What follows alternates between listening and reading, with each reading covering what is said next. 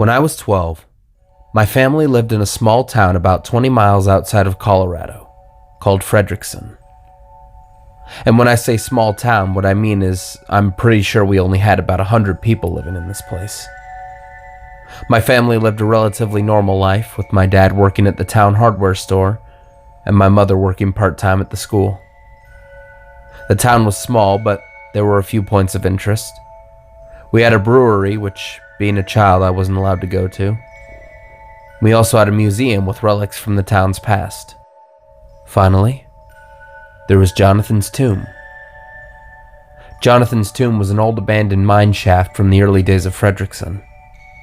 You see, Frederickson used to be a mining community back in the late 1800s and early 1900s. It's said that the early coal miners dug nearly 70 miles worth of tunnels underneath Frederickson. The town fell on hard times, though, and to put it bluntly, the town couldn't afford to hire miners who knew what the hell they were doing.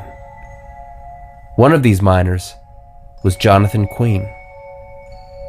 Jonathan was originally a farmhand from Montana, and he couldn't even do that right. So how they thought he could make a competent miner is beyond me. Any information on Jonathan's life is scarce, save for the fact that he was good-natured but dull as a rock. His death, however, is something of a legend in Frederickson. In 1913, one of the original founding members of the town, Thomas Boone, led a mining expedition to expand the tunnels underneath Frederickson and hopefully uncover new deposits of coal, copper, and other minerals. Jonathan Queen was one of the members of this team. The expedition started on March 14th, 1913, and was scheduled to last until March 20th, with the team returning to the surface each night to rest and recuperate before returning in the mornings. They had been working for 3 days, each day returning to the surface cold, tired, and hungry with nothing to show for the hours of work. The only person who seemed to get any sort of enjoyment out of the work was Jonathan. Thomas knew that Jonathan couldn't be trusted with any of the difficult work, so he gave him the only job he could think of that wouldn't stress his tiny little brain. It was simple.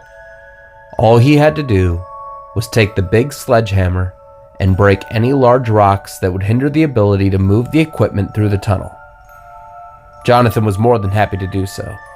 If there was one thing Jonathan had over the competition, it's that he was big. Standing 6'4" and being composed of about 250 pounds of solid muscle, it seemed like an easy job. For 3 days, the group would toil and slave over their work, while Jonathan's only real use came when they needed a big rock smashed. The other miners resented this, but Jonathan, being the oblivious lug he was completely in the dark about their feelings toward him. Until one night, after a particularly brutal day of work, the group, too tired to return to their homes, decided to set up a camp nearby the tunnel entrance. Jonathan was sent to get firewood while the others started cooking their dinner. As soon as he left, the miners, including Thomas, began insulting Jonathan behind his back, calling him stupid and other hurtful names and laughing about how his only use was breaking rocks. Little did they know, Jonathan was listening to them, saddened and hurt. All he wanted was to help, after all. This sadness, however, soon turned to anger. He would show them he could be useful. Grabbing the sledgehammer, Jonathan went back into the tunnels. He didn't need the crew to dig deeper. He'd do a whole day's worth of mining by himself. Finding where they had left off, he looked at the wall of stone. They had already begun to break through. Jonathan took his hammer and swung at the wall, smashing the stone vigorously, each strike ringing loud with a resounding clang of metal on stone. Every blow broke more and more rock from the wall.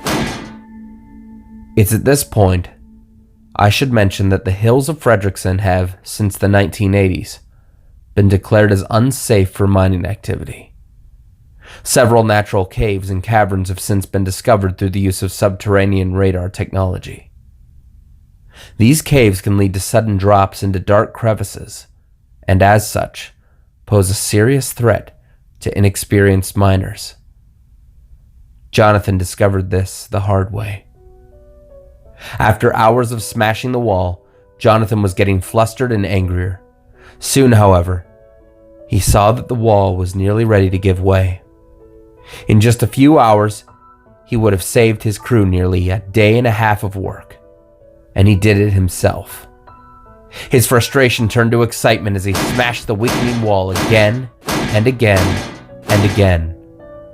With one last mighty swing, he smashed through the cave wall with such force that he stumbled forward, losing his footing and falling forward, not onto the cave floor, but into a 25-foot drop, headfirst into darkness, breaking several bones and cracking his skull on a stone. He was stuck, his torso stuck down in a narrow crevice, barely able to breathe and unable to move. His head was fuzzy, and his face was pressed against jagged stone, his right arm pinned against his broken back. He couldn't feel or move his legs. He cried out for help, but his voice was muffled against the cave wall, and even if it wasn't, he couldn't take in enough air to let out a cry loud enough to breach the surface. The miners returned to work the next day. They found the smashed wall and Jonathan's hammer, but there was no sign of Jonathan. They of course noticed that the tunnel led to a drop-off, but Jonathan was nowhere to be found. They called out for him, wondering where he went and why he had decided to go into the mines without them. Little did they know that just below their feet, Jonathan was stuck, silently gasping and wheezing, unable to call out for help. Thomas and his men assumed he tried to continue the mining operation himself, and, seeing the drop-off, decided to abandon the project. They certainly weren't going to continue mining in the tunnel, so they packed up their equipment and they left, leaving Jonathan to his terrible fate. It was several days before Jonathan was reported missing. The area was searched. They returned to the mine with police and with Samuel Trent, an experienced cave explorer. Trent took notice of the drop-off, and being lowered with rope into the crevice, they found Jonathan. They tried to recover his body. However, he was wedged too tightly between the crevice walls. The crevice was filled with dirt, and the mine was sealed off, and the cavern renamed Jonathan's Tomb. Today, the tale of Jonathan Queen is used by many parents in our town as a cautionary story to children to remind them to stay away from caves and wells. The site is sometimes visited by the few tourists who have heard of our small town. The mine is no longer closed off. However, concrete has been used to seal off the area to the crevice where Jonathan met his end. To this day, some tourists claim to hear muffled crying and distant strikes of metal on rock,